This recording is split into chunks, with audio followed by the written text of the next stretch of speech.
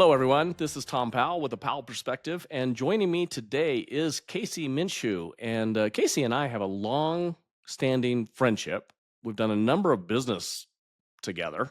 As a matter of fact, I believe I was one of your early funders for one of your early ventures. That's I right. don't know if Yep, that if that's accurate. And we had a successful exit on that one. Actually, ended up going public, I think, through the sale. that's correct. Yeah, it was, yep. It was on the Toronto Stock Exchange, so it's not like it was the New York, but hey, it went public. It's an exit. It's a It's an positive, exit. and it's a win in the win category. All right. Well, I've known you for a long time. Uh, you know, lots of lots of adventures, a lot of fuck ups uh, at different times. Not Oh, yeah. because of either of us that we caused. Most of it was actually because we just didn't know what the hell we were doing because we were trying something new. But tell me about this M&A Launchpad podcast. That was the first thing. You've got a podcast. Yeah, absolutely. No, thank you. And Tom, thanks for, letting me be here. And to your listeners, you're one of the people I admire. Been a long time, friend of yours, but since the day we met, you've given me time, you've given me great advice. And no, man, I appreciate you for having me here. It really does mean a lot. And excited to the next ventures. Yeah, well, that I'm excited about, and hopefully, I understand. My son-in-law is coming. You've got an event, right? So not only do you have a podcast, but you've got an event that you're teaching some of the things we're going to talk about here. When's that event? Yeah, and I'm gonna say that, but I gotta carry this one thing. So the event's on October 26th, but you're the part of the reason why all this is happening. You told me about a book, and you had me read it when I first came on over at RCP, and the book was Who, Not How. Mm. It's a Dan Sullivan. So at the end of the day, I started thinking, okay, I'm not the smartest, I'm not the most creative. I started going through all of the things that I feel like, and then I started thinking about the things that I'm good at, right? Mhm. And I started to say, okay, so I need to surround myself with people that can help me do the things that I'm not good at. I mean, it sounds simple, but you have to do you have to really look at yourself and say, wow, like who am I? What am I good? And then by the time I got done with my list, I was like, damn it, Tom, I'm not that good at most. It really is an ego bust, right? I mean, you're like, nope, nope. There's somebody better than me. That nope, I can't do that. No, I really suck at that. Exactly. And so I went on a round after I made my first acquisition. I ran across Ben and Ferris, who are good friends of mine. They at the same time we did energy funders, they did disrupt equity, and they scaled to about 900 million of assets under management in multifamily. And I stayed in great contact with Ben and Ferris, and they said, "Hey, it's a perfect time for us to go out and get into the M&A space, and we've been looking for somebody like you." And so it kind of came together. And so the first thing, one of the partners wanted to do was create a podcast and then create an event. And so our podcast is focused on business acquisition. It's on entrepreneurship. It's, hey, what did you buy it for? How did you buy it? And we're interviewing people. And it's pretty amazing just to hear, the stories. And then kind of wrapping that up, we're doing the M&A Launchpad event where we're focused on the lower middle market. So people that are looking to buy companies that are a little bit bigger than what you could buy with SBA. And how do you get that capital? How do you raise that capital? How do you deploy that capital? And then what do you deal with? And there's so many facets, as you can imagine. So these are flowing businesses, profitable businesses, especially when you add back in owner's comp Yep. onto that, right? And if I remember your original business plan, and correct me wherever I'm wrong on this, because I don't want to assume anything. Generally, it's this aging group that we've talked about that has built a company, and it's almost still all guys. It's going to over time become women that are doing this as well, and there are probably some women-owned businesses that you come across, but it's the 65 to 75-year-old that's built a company. They have a nice lifestyle. They want to exit, and their kids don't want to do it, and that's who they were building it for. That's it. And right now, by 2029, 20% of the US population is going to retire. That's basically 10,000 baby boomers a day, 70,000 a week. So, and believe it or not, Tom, the baby boomers own 46% of the small businesses in America today. Wow. And they don't have exit plans. Because let me ask you, how many of your friends said, hey, I can't wait to go work with my dad? Right? It's like no one wants to take over their parents' business. Now, some do, and I think that's great. but a lot of the people that I've met that were raised by entrepreneurs tend to not want to go and work for that entrepreneur. Yeah. They may be entrepreneurs themselves. Many of Yeah. them, it's also really interesting of how rare it is that an entrepreneur raises an entrepreneur. I will tell you, my son, I don't know, he's 18, he's going to school, but he's doing engineering. He's going to join the military. I mean, he's really like, Dad, I don't want to do what you do. Like, he's told me that. And I'm like, good for you, son. But you and I wouldn't do anything different. I mean, this one flames out or this one's wildly successful. And it's like, okay, take a little breather, and it's kind of like putting the ship back out to the ocean again. And that was a big storm, but we made it, and that was kind of thrilling. Those were calm seas, kind of boring, but whatever. But it was very fruitful and profitable, and we do it again. Yeah. Absolutely. And so one of the other things about these companies, right? The people that are looking to sell, a lot of the time, if they work with traditional private equity, those guys have a playbook. It either fits in the box, it doesn't. They're not really concerned about the legacy, the family. They're not willing to do creative structures so the seller may not have to deal with huge tax. I mean, they're very much, hey, this is how we play the book. We have to buy the assets. We have to do this. Well, what we do very differently is we're working more on legacy. The companies that we're talking to, the owners that we're talking to, they love their businesses. They just don't have a child or somebody that wants to take it to the next level. And so where we have found that where we fit really well is, going, hey, what's best for you? So I'll tell you about a company right now that we're under contract to go to close, hopefully in October, November. This seller, 65, has built a great business. His son came into the business 7 years ago and left 2 years after it. He said it made him too stressed. So he then went on a growth spurt to try to grow and sell the companies to find a partner. But when we were sitting down talking, the seller says to me, hey, I might be interested in owner financing this to you because I see the interest that the bank's going to get, and I would rather have that. So then what do I say? I'm saying, well, have you ever heard of a deferred sales trust? And he's like, no. And so our good friend Paul Nick had sent me an article on the deferred sales truck. I sent it over to him. A week later, he's like, hey, this is amazing. Like, you mean, and so for your listeners, a deferred sales trust allows you to sell your business and move the profits, the money, into a trust and defer capital gains for up to 10 years. Right. The only time you pay taxes is if you draw from it. And you can invest in that vehicle. You can use that vehicle as your investment vehicle. It's pretty amazing. So just to walk through this for simplicity purposes, you sell, you don't pay the taxes up front. I mean, eventually you pay some taxes on this scenario, You're going to pay. but you get access to that capital to do other investments. The deferred sales trust will be the finance, will be the bank. And so not only are we making mortgage payments to he knows this product better than any other person on earth. He knows what it can generate. And especially if he's still there running the business with us for 5 years, he's sitting here saying, hey, I'm making money 4 different ways. And so when I threw out the deferred sales trust, he's like, oh my goodness, you mean I don't get hit with the tax burden? So you're looking for companies to buy, and you're looking for entrepreneurial people to come in and help run those type scenario. Is that what's your ideal group that you're looking for on both sides of this equation? So who, not how. I'm going to go back to the Tom Powell, pat me on the back, told me, hey, who, not how. So once we get in, I'm good at putting the deal together. I'm good at getting it financed. I'm good at those things. I'm also good at, making your ideas better, right? I'm Yeah. good at those things. I'm good at brainstorming, whiteboarding, and going through those things.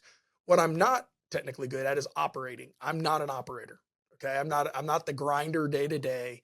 I'm a visionary, and those are the worst, right? I need integrators. Yeah, so you could have gone to work for McKinsey if you'd gone to one of the Ivy League school type scenarios, because you'd be perfect on that scenario, right? You can tell Yeah. people how to do it. You can see things that they can't see, but God forbid we have you implement it. Oh my God. Cause I have my ADD kicks in and it's everywhere, But but like when you sit down and you go through also finding the right people, right? Because so we're then looking for the right operating partner. And what I have found is that operating partner is typically somebody that has been, let's just say, overlooked for a CEO, COO role. They've been in a business for 20, 30 years. They're really good at managing the business, the numbers, and all the above. They just haven't had that next level kick. Maybe someone's in their path. And they're not necessarily entrepreneurial. They don't wanna have all of the risk. They're oftentimes risk adverse in that scenario. And there's a tremendous amount of risk, right? Yeah. Yeah, even on a fully functional great business, guess what? There's the economy, there's the government, there's just litigation, there's all sorts of different things that can have happen. Yeah, and I'm a big reader of a group called ITR Economics, and ITR, by the way, I was turned on to them by a guy that does workouts, and so he was in the private equity side, and he comes in and he fixes companies. He's a fixer, and he said that he lives and breathes by ITR Economics.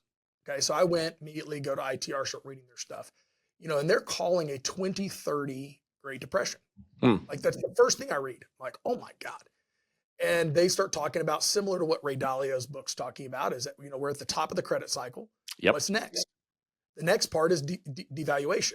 And this is just how the credit cycles work. So you'd go, why are you buying in today's time? Like, why would you take that risk? I'll give you a macro, micro in both ways, so it sounds funny that I'd say both, but if you look at the student loan and what everybody's complaining about that is a microcosm of this overall economy, right? For this generation that's come up through college and is saying, "Oh gosh, we've got all this debt," which they do, they were funded easily, just like the housing of 2006. What was really started back in the 90s, right? It became easier credit. And so the schools are building and building and building because they've got all this student that is easy to get their money. And then all of a sudden somebody's got to pay that burden. Well, what does the government say? Is we're going to wipe it out, right? And this is on a global scale of what Dalio's been talking about. So ITR is also doing this, is saying about that. Yeah, and they had a really good 2-hour webinar I got on, and man, I was like, wow, and they're very bullish. They are very bullish between 2025 to 2029.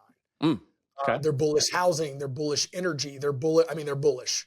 So to kind of go through that, I didn't expect that, but they think it's the top. It's going to sizzle until it goes.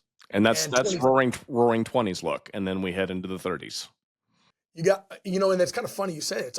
It's 100 years. Yeah, It is a cycle. it is a cycle. It is a cycle. That's interesting. Well, okay, so tell me about one. Love Dan Sullivan. Been a member of strategic coach for 24 years now, which is just crazy. And that is the person who really taught me about who, not how. Because one of the problems that an entrepreneur has is they move fast in many cases, and they see opportunities that oftentimes other people don't see, and so then they jump in, right? So it's also a problem of entrepreneurs that it's usually the hold my beer and watch this scenario, right? Exactly. um, but because they're the one who sees the vision, they're the only one that can start moving in that direction until other people start following them and getting involved in it. So they have to wear all the hats in the beginning, but they really aren't very good at any of those hats in most cases. It's very true. So what you're cutting out is you're actually finding the person that was a successful entrepreneur, or not necessarily an entrepreneur, but a business owner that built a business. They may have been entrepreneurial, but many cases they were a business owner that built a business. They saw an opportunity, and if I remember correctly, you were really looking inside of the manufacturing, something that's very tangible. These aren't service businesses, right? Right. The 65-year-old wants to leave. They want to buy out. They still want to be somewhat involved, like you said, legacy. There's all sorts of reasons, right? They don't need the money necessarily, but they also want the money. I mean, they don't just want to throw it away or give it to the government. Yeah, and and they're very much attuned to all of. They've gone through COVID. They went through 2008. They know what's on the backside of this, right? They know that there is tremendous risk. We are investing in a risky time. Yeah. And so they know these things, right? It's not like we're walking in blind taking it. We understand. So there's things we look for. We look for a company that does over 10 million in revenue. We look for a company that's over 10 years. We like to see closer to 20. And there's a reason why. Less than 1% of the businesses in America make over $10 million a year. So why would I not fish in that pond, right? Right. Most businesses, all the businesses starting right now, right? What is it? 85% fail in the first 5 years. That 15% that doesn't fail, only 1% of those go over 10 years. Right. So I'm eliminating the startup and all that kind of risk. The risk that I'm playing with is leverage, right? The markets, the timing, and can we transition with the people from from a family ran business to a corporate led or more of a management led business? Can we make that shift? And all of those are tremendous risk. I mean, there's risk involved. There's always risk, and it would be funny when we were talking about when we'd meet entrepreneurs. You and I would be meeting with entrepreneurs at times. It's like we have taken out all the risk, and I said, "Well, if you've taken out all the risk, then there's no opportunity left. There's always risk." And by the way, tell the dinosaurs that are living in the sunny day, and all of a sudden an asteroid hits the planet. There's always risk, right? There's airplanes that have flown into buildings by terrorists. There's always risk. You cannot Always. take out all the risks. Those risks you can't really necessarily plan for or do much about. I mean, an asteroid hits us, we're pretty much toast. But the other risks, you're right. When you've got a seasoned entrepreneur business owner, 20 years, they've seen a lot. They have. They They have. really have. They've seen the credit crisis of where that they did nothing. They weren't part of the housing industry at all, and all of a sudden their bank closes and their line of credit's gone, and they have receivables that they're using that line of credit for, and so all of a sudden they can't make payroll, They've been and it there. had yeah, and it has nothing to do with anything that they were doing, right? Yes.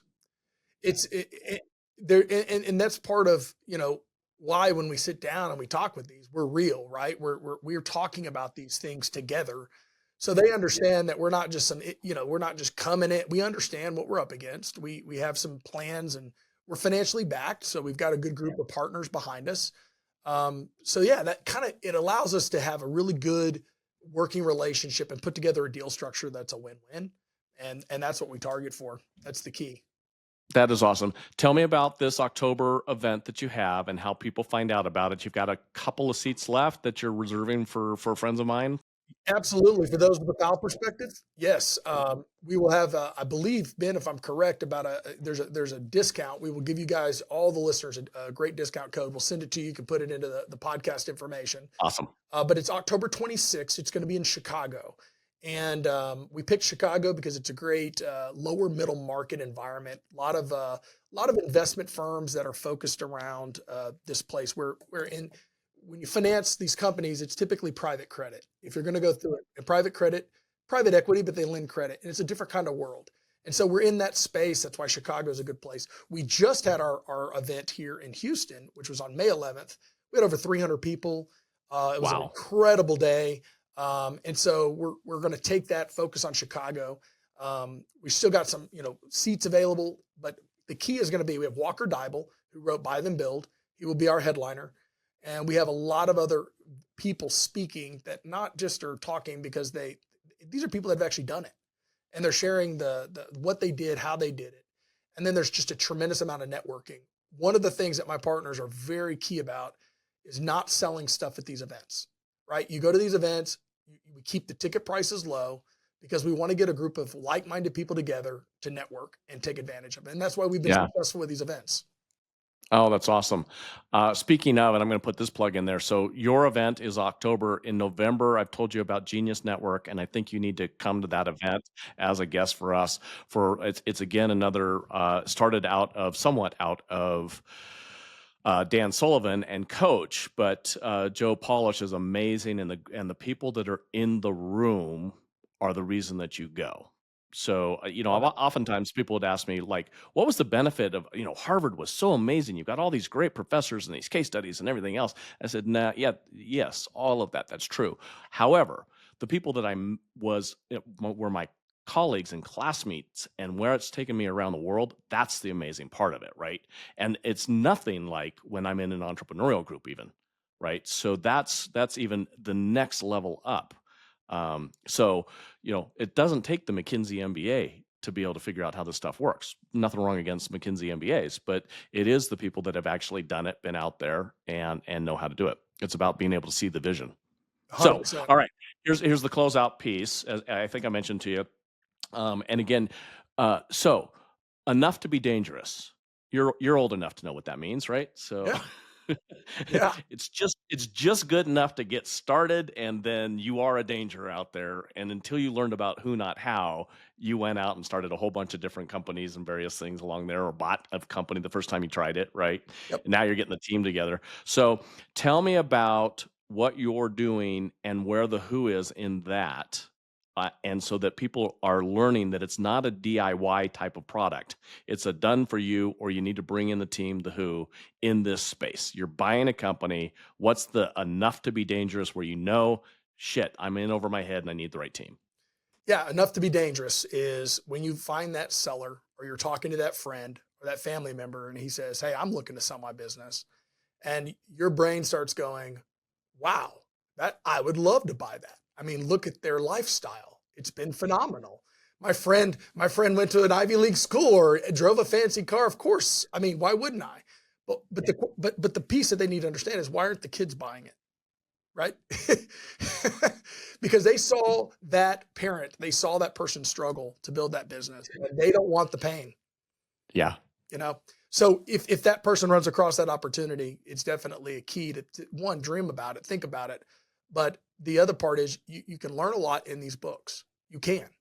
But until you do it, right? Until you sign that personal guarantee or until you do that piece, you really won't know what it's about. You know what the hardest part? I love that. I love that. What's the hardest part about $102 million personal guarantee? It's not the first 100 million, it's the last 2 million. Because by the way, when it comes time for that, you're having to liquidate all the best assets that you have. You don't get to liquidate shit. You get to liquidate your best assets, and then you're left there going, "Oh, I still owe $2 million," right? Spoken from personal experience. So, Very real. it's always fun stuff out there. Well, that's awesome, Casey. Thank you so much again. They contact you where? Yeah, so they can reach me at website Equity Launchpad. The conference is the M&A Launchpad Conference. And also our podcast, it's on Spotify. So someone can just go to Spotify, iTunes, look up M&A Launchpad podcast.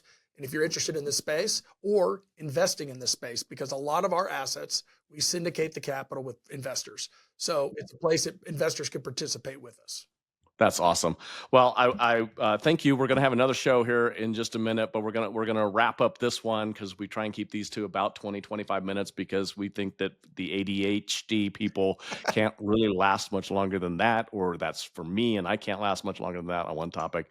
But Casey, thank you so much. Love Thank you, having you Tom. on the show. It's been such a pleasure doing business with you over all these years, and continue to see you grow. And that's just exciting because that's one of the main things that brings me a lot of pleasure is helping other people get launched in this space and watch them grow and surpass me, which is awesome. And I love what you're doing.